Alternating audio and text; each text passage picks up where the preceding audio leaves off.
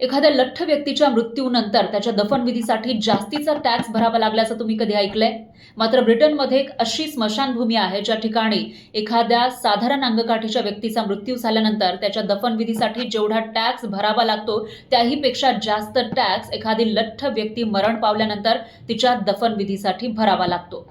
ब्रिटनच्या डेन्सकोट स्मशानभूमीनं लठ्ठ लोकांवर त्यांच्या मृत्यूनंतर रुंद कबरीसाठी अतिरिक्त कर लादण्याचा निर्णय घेतलाय। जाड व्यक्तीची कबर खोदण्यासाठी जास्त मेहनत घ्यावी लागते असं या स्मशानभूमीच्या काउन्सिलचं म्हणणं आहे।